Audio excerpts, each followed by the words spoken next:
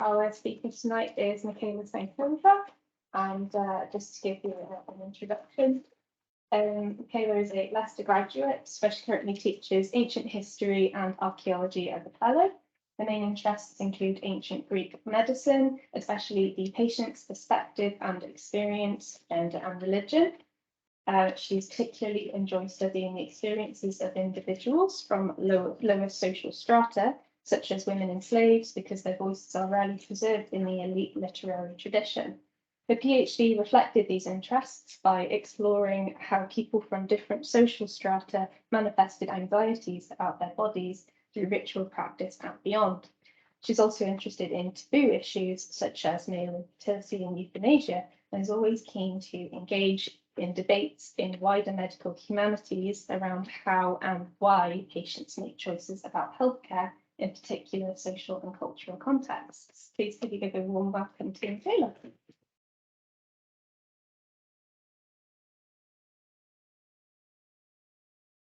Sure. And I would like to thank the committee for actually inviting me to speak here today.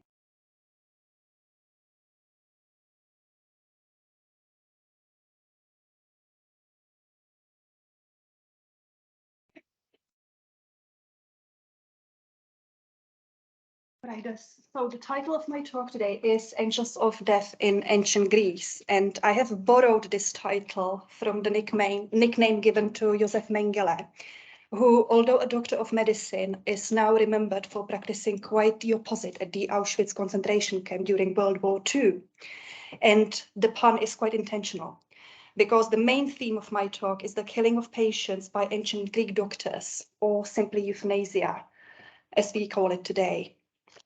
So I will look here at ancient and modern conceptions of euthanasia and ask if the doctors in ancient Greece would consider giving you a deadly drug if you ask them to, or if their medical ethics would stop them from doing so, as it does for the most part today.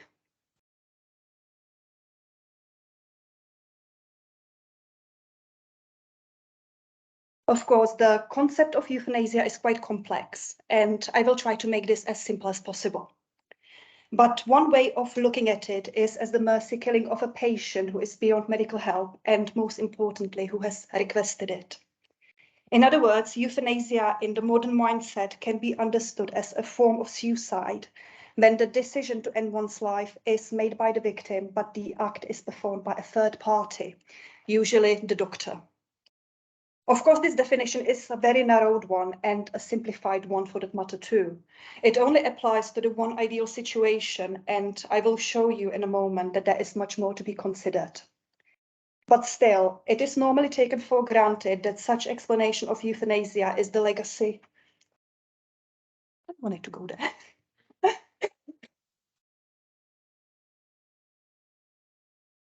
Is the legacy of the ancients, basically. It is normally taken for granted that such explanation of euthanasia is the legacy of ethical and moral views of the ancients, and more that it was a widespread practice in antiquity. Or to put it another way, it is somehow a common belief that Western medicine conforms to the visions of the ancient world when it comes to euthanasia. And this is primarily the result of hand reading of this well-known Hippocratic line. And at first glance, it is clear why. It explicitly prohibits the physicians to use a fatal drug when asked. So the notion that we have adopted ancient ideology must therefore be true, isn't it? Well, it is not that simple. And in my presentation, I will discuss few selected textual examples, including this famous quote, and investigate what the ancients really thought euthanasia actually meant, and whether they have ever comprehended it as a concept we so blindly read into quotes such as these. And in the process, I will also reveal that we may be wrong.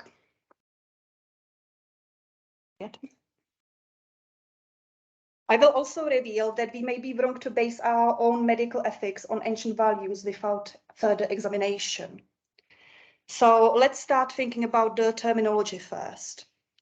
So the original Greek word from which our term derives, euthanasia, along with related words such as the adjective euthanatos, appear first in the 4th and 3rd centuries BC in comedy writers such as Menander, Posidippus, and Cratinus. And these terms are composed of 2 parts. First part is the eu, meaning well or good, and thanatos, which means death. So this means that euthanasia as a word actually translates into good or well died, good death. Can we stop this moving, do you know? Because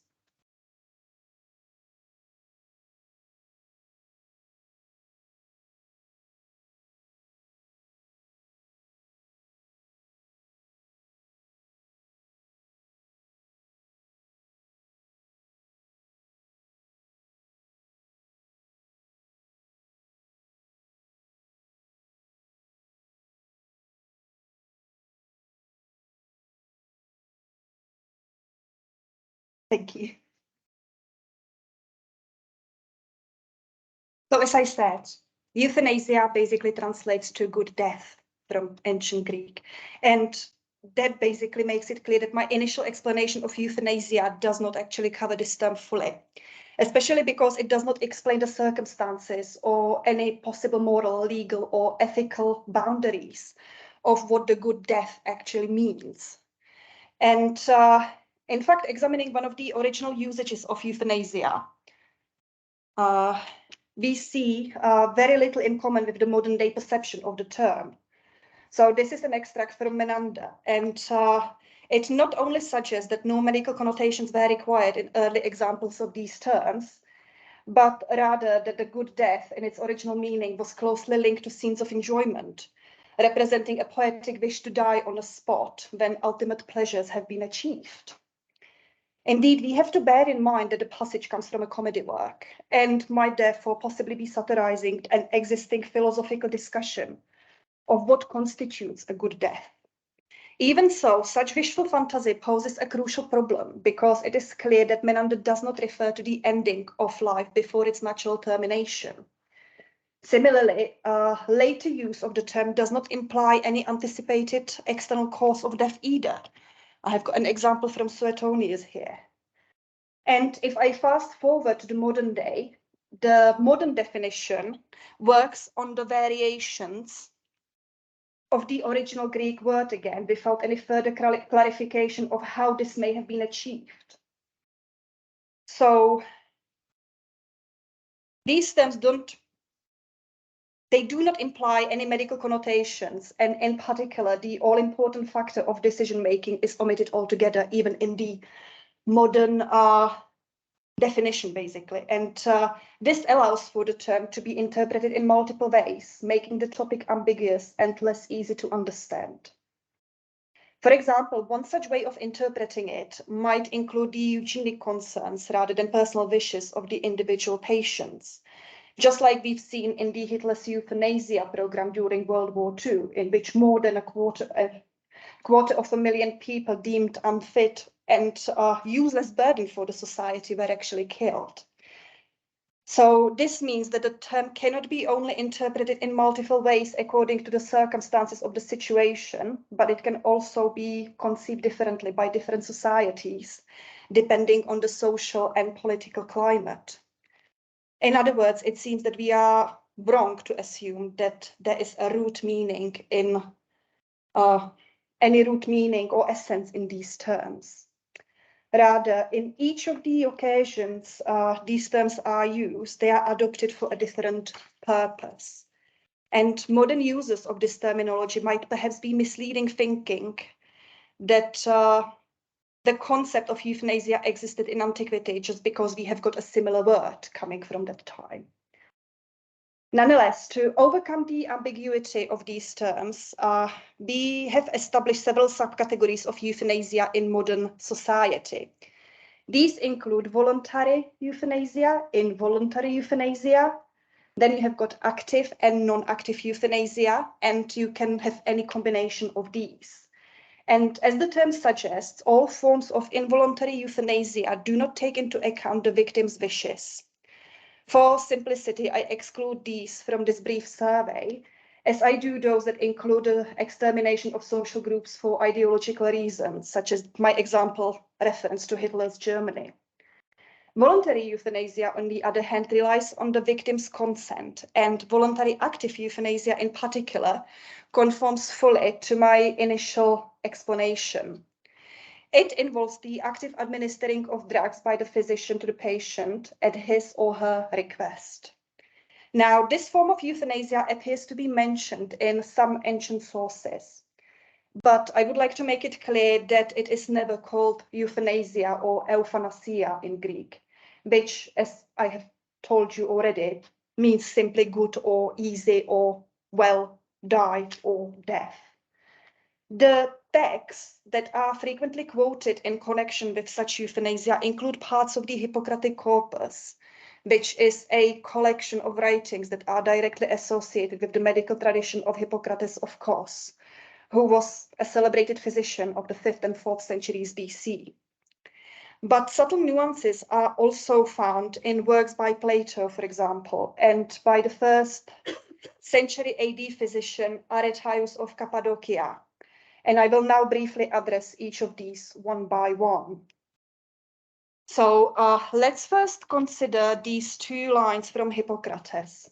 One is from Oath, and it is a different line to the one I have shown you in the beginning. I will come back to that one in a moment.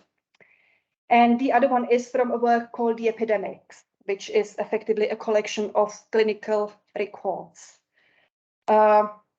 Right, so well, looking at these, what I do actually find fascinating when I look at these passages is the references to harm and help. So this is mainly because harm and help are very strongly embedded in the modern traditional views of medical ethics. And because of this ostensive link with Hippocrates, it appears to have been a common knowledge that all medical doctors graduated in modern medical schools basically swear the Hippocratic Oath as part of their formal incorporation into the medical body. But this is not the case, actually. Many modern medical schools keep the practice only as voluntary, with adapted and modernized version of the oath being sworn. Not to mention that claiming the Hippocratic evidence as a core of modern medical values consequently means claiming a one-sided view, because Hippocratic corpus represents only one library of a number of philosophical schools concerned with medical issues that were actually active in ancient Greece. And if the oath, as we know it, had been sworn by the followers of Hippocrates, it would also imply that other schools possibly had values that were completely different to which they have conformed, and we don't have them anymore. They haven't survived. But never mind that. So, well, let's come back to harm and help. What does it actually mean in the Hippocratic context? Unfortunately, there is no explicit explanation for this. But let's imagine for a moment that the boundary between harm and help refers here to the boundary between the recovery of a patient and his or her death. This would suggest that the Hippocratic doctor was conscious of his ethical and moral obligation to the patient. And it would also partly justify our modern views, wouldn't it? Again, without further explanation, we can only guess. But the prohibiting nature of the passage suggests intention. And here it is perhaps worth remembering that common throughout antiquity was the fear of being poisoned. Some Latin sources talk of doctors who poisoned their patients quite deliberately. It is beyond doubt that these basically base their study on Hippocrates himself. Hippocrates would have been the base of study of medicine at this particular time. Similarly, we have got the idea of poisoning alive in the earlier Greek literary tradition. And we see, for example, the word pharmakon being used both as a deadly medicine and as a medicine that heals. Strangely enough, it are usually women in Greek literature who are actually acquainted with both meanings of the word pharmakon. But bearing this in mind, it seems that we may have been reading the Hippocratic evidence wrong all this time. The ostensibly moral notes in Hippocrates, which we appear to have proudly adopted in many ways, could perhaps link more with the wicked conduct of poisoners described by both the Greek and the Latin sources, rather than with euthanasia as we know it today. Or to put it another way, while we see justifiable moral and ethical reasons behind some cases of euthanasia, and I'm not saying this view is wrong, it would be wrong to assume that the ancients saw it in the same way too. Perhaps we are just looking for something that has never been considered in antiquity as importantly. In fact, we can reach similar conclusion when we return to the oath, to the passage that I have shown you in the beginning. So this notorious passage is understood by some today as a direct reference to euthanasia. And reading it in English, it is very easy to see why. The text is clear, in fact. The physician is prohibited from providing medicine in order to end life, implying hence the established and seemingly adopted meaning of modern euthanasia. But the problem is the English language does not clearly cover two important points. Are the physician and the person who will subsequently administer the medicine the same person? And who is the person who has asked for the medicine to be administered in the first place? Are we right in assuming that the person asking for the fatal drug is the patient?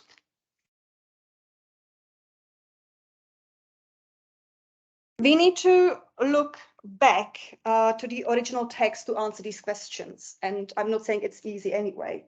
So the first question cannot be answered without difficulty anyway, because the word used in the original text is didomi. That's the second one, dorso, up here. And it does not really indicate the final administering of the drug. Rather, it translates simply to give, grant, or to deliver, which cannot shape the meaning of the sentence. So when you think of it, there is a possibility of the medicine actually passing through a middleman before it reaches its intended consumer. But this is just a speculation, of course. Now, the second question is easier to answer. So anyone who is not given the fatal drug is in the dative case in this text. But the participle asked is in the nominative, which matches the subject I, who is swearing in the beginning of the text. So the two different cases suggest that the words should not be linked, which means that the person who asks does not have to be the same person who injures the medicine. And this is very significant, as it opens way for another way of interpreting the passage with the perception of murder.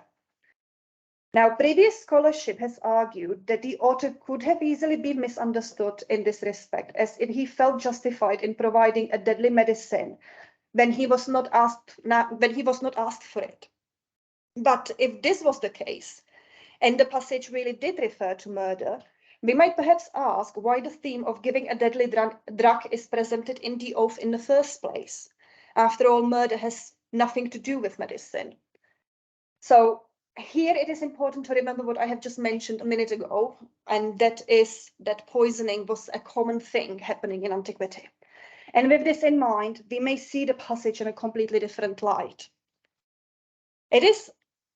It perhaps was more about trust and suspicion rather than about morals and voluntary euthanasia, and served the purpose of ensuring the patient that his or her physician will not allow themselves to murder on request. This would mean that euthanasia is only one of the possible situations that we can envisage in passages like this. And again, it would be wrong to take the oath as necessarily referring to it.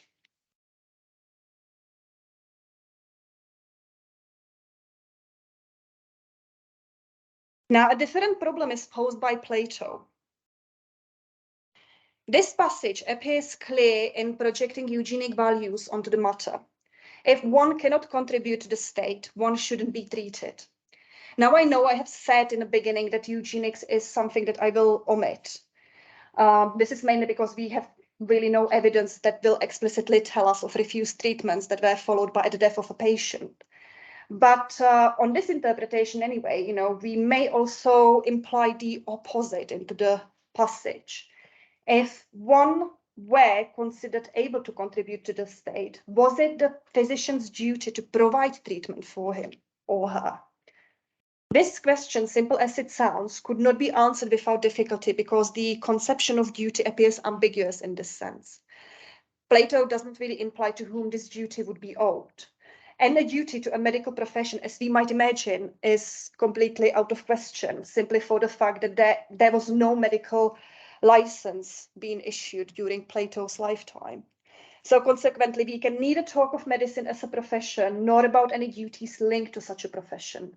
In fact, scholars have described the ancient doctors as regular craftsmen who would have traveled from town to town offering their services at a fee, with their reputation serving as their qualification.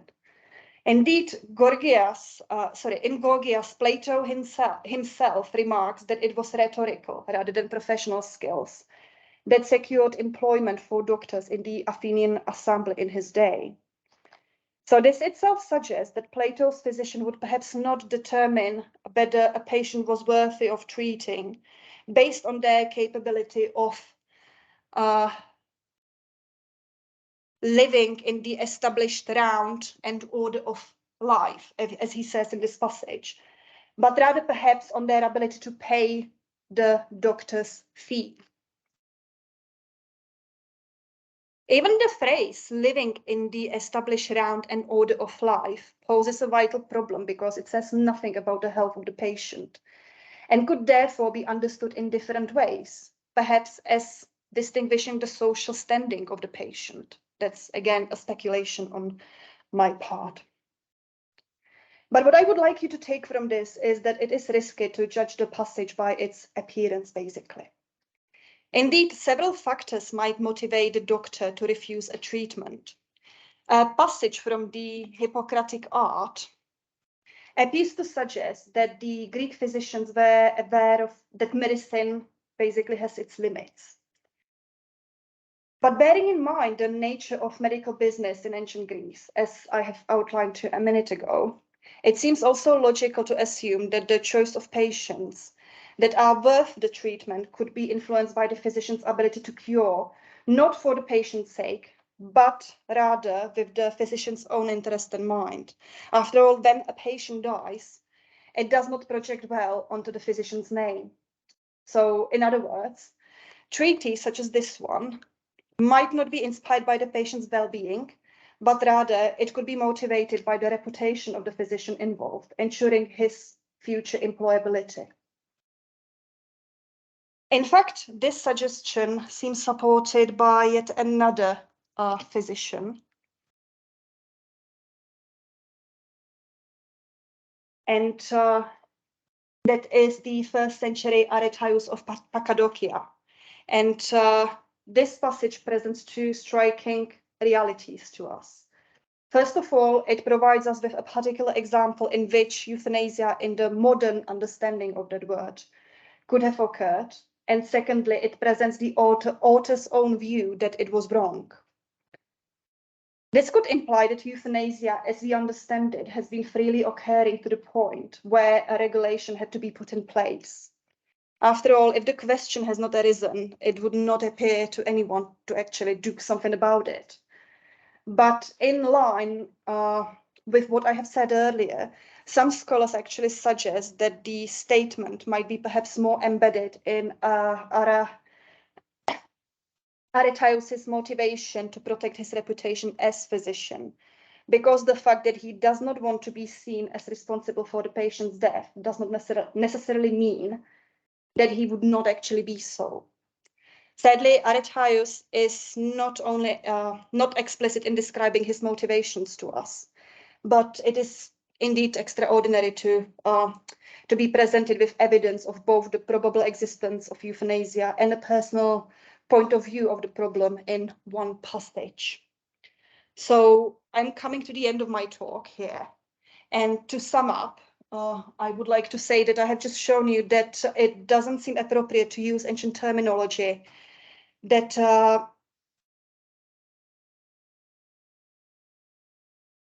and it would be wrong to assume that there is a root meaning or essence in Greek euthanasia. Modern users of this terminology might perhaps be misled, thinking the concept of euthanasia existed in antiquity just because a similar word existed. Instead, each of the occasions we see the term used, it is adopted for a different purpose.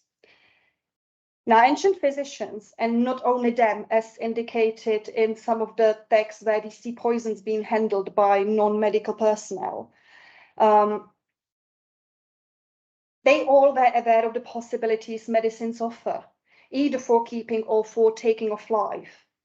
Whether they use these possibilities in ways we would consider a voluntary euthanasia is a different matter, though.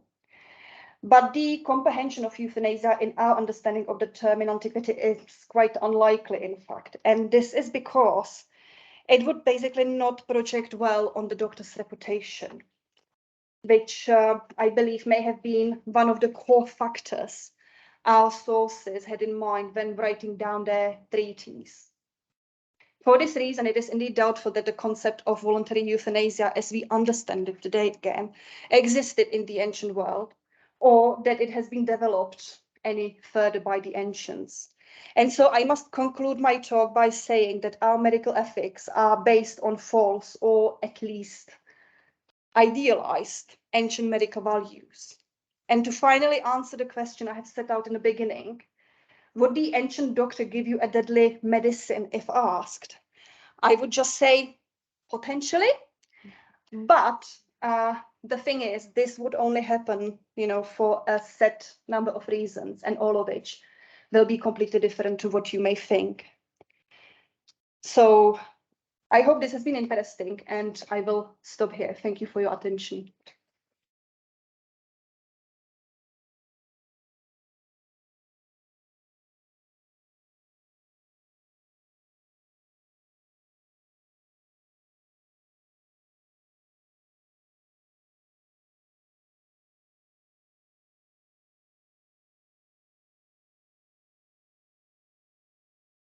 You can either raise your hand and mute or pop it into the chat box.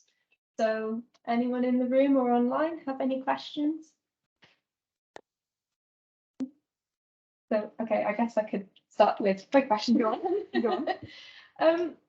So I guess I'm just finding that really interesting when you say you're kind of calling into question the preconceived notions and modern applications, and when we're reconsidering the terminology and the language that's being used. So with these texts in mind, do you think that revising it and looking at these in a different light can help us to revise our understanding of the responsibilities and social positions of a physician in antiquity? Yes, simple answer would be yes.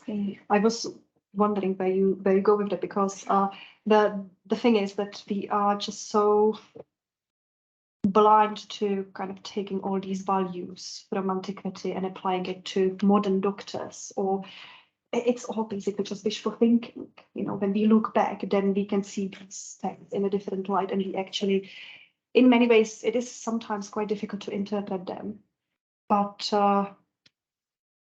we don't know explicitly what they mean. But revisiting those notorious passages certainly kind of opens the debate. I'm not saying I'm right in what I have basically put in front of you today. I'm not saying my interpretation is correct. It's a possibility. And the more possibilities you have, you can just make your own mind, in the end. So I think it's a good thing to revisit all the passages and try to interpret them in new ways. Yeah, definitely. Like the way that you framed it, it definitely seems like there is a strong need for it to just question it. Again, I'm not saying I'm correct, in no way, but I will let you decide and make your own mind. Do you have any other questions? Hi there. My name is Natalie. I'm from the law school. I do research on euthanasia from the law perspective. So thanks for your talk. I think we should speak. Absolutely. It'll be lovely. Nice to meet you. Nice to meet you. Interesting what you said about terms. From the legal perspective, when we're looking at law reform, usually regulators will ignore the Hippocratic Oath. So it's a very interesting perspective, and considering that medics today take a revised, modernized version of the Hippocratic Oath. That's very... And not all of them. There are schools which don't have it at all. Again, it is just some sort of knowledge that seems to be just embedded in our minds. We just take it for granted. But again, it's not quite truth. And the thing is that the oath is basically the only text of its kind coming from antiquity. Yeah. But as I've mentioned, well, Hippocrates wasn't the only doctor. So there may have been like other sort of values, to Yeah. which doctors would conform, but we Okay. don't know about them. Yeah, yeah. Point about terms was also very interesting because in law, there's a distinction between, as you said, euthanasia that is voluntary, Yeah. involuntary, passive, active, but there's also the concept of assisted suicide, which is more accepted, let's say, which is someone providing you with the means to take your own life.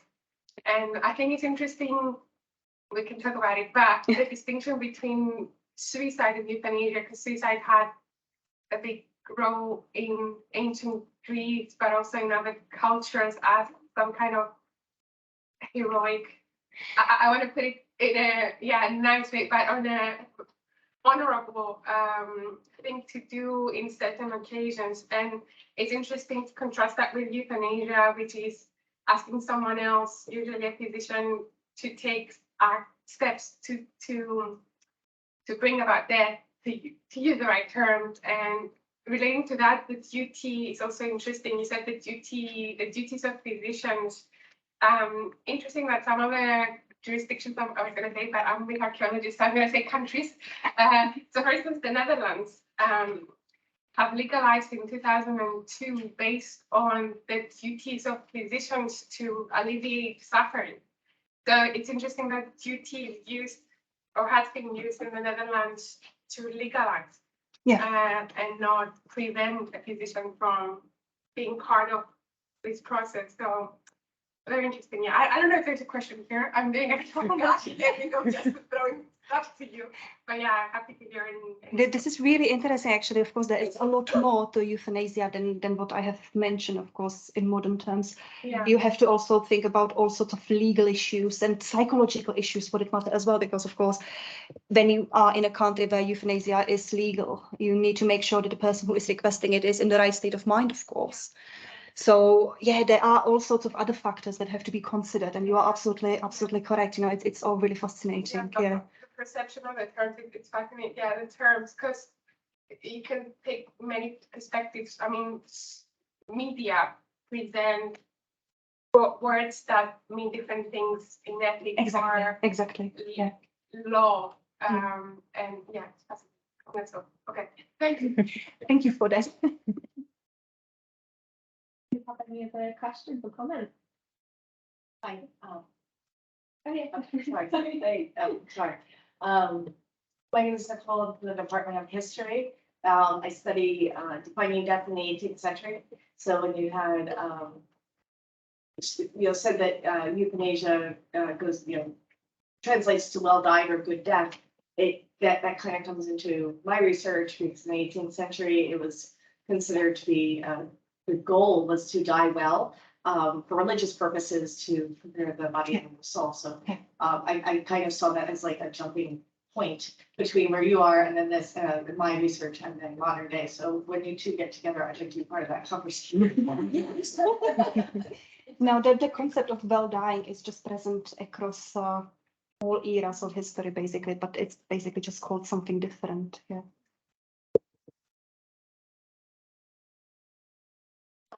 Pushing, I may have missed this, but a lot of that with the doctors not wanting to prescribe yet or avoid it, a lot of it. How was there any sort of textual evidence of doctors getting a bad name, being shunned? Because I know you said a lot of them travel around, or almost like craftsmen at this time.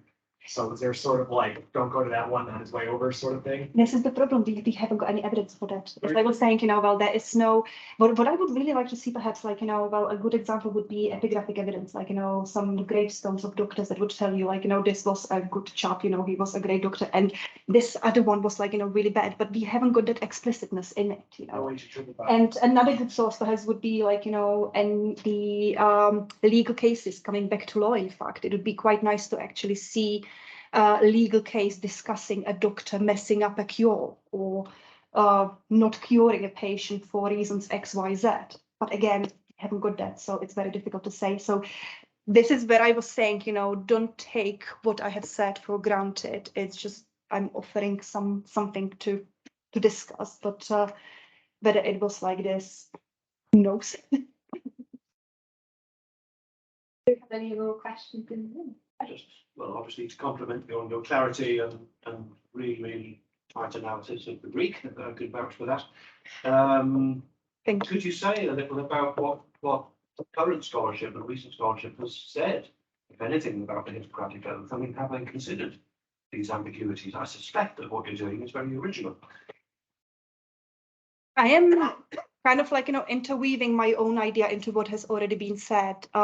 The thing about the murder, as in like, the doctor has to keep its own reputation, in mind, that is quite widely known, because we know very well that, as I was quoting Plato before, doctors need their reputation to be good, to get, patients, to get some business in.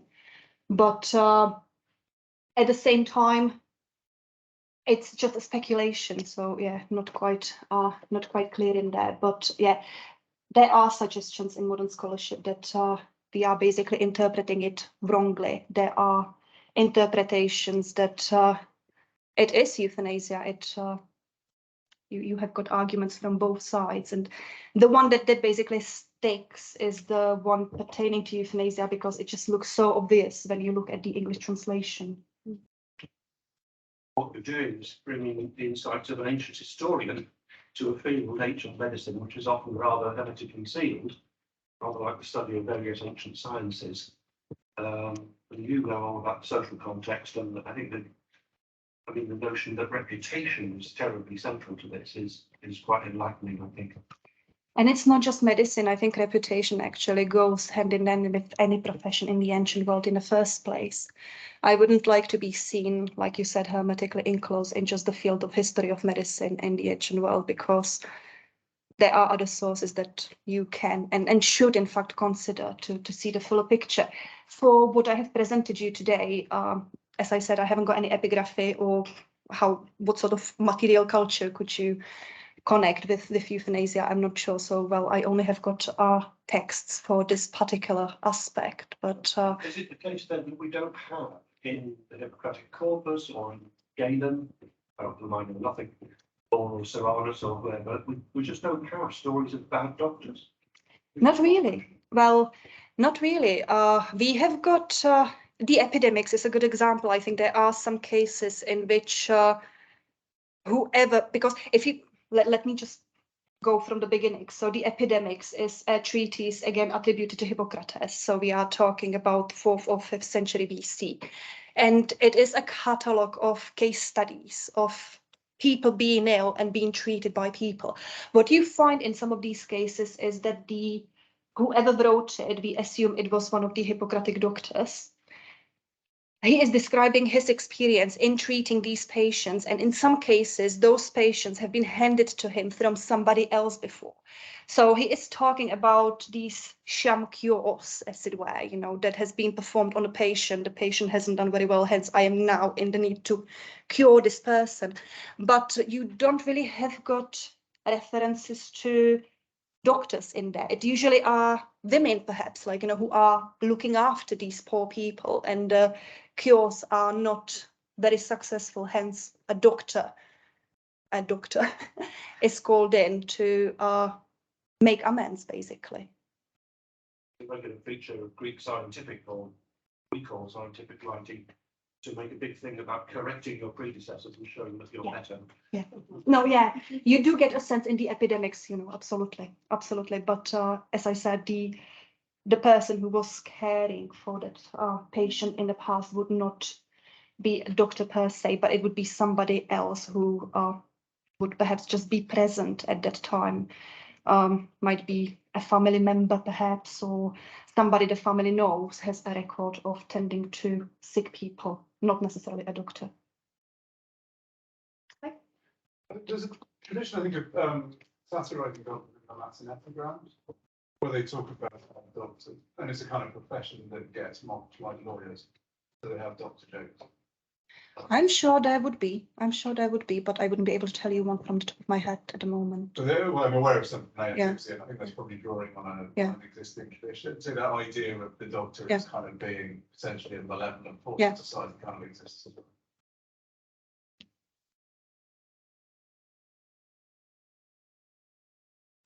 So I don't think we don't have any more questions or comments or online.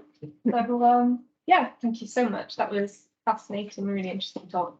Thank you so much for having me. Yeah. Thank you.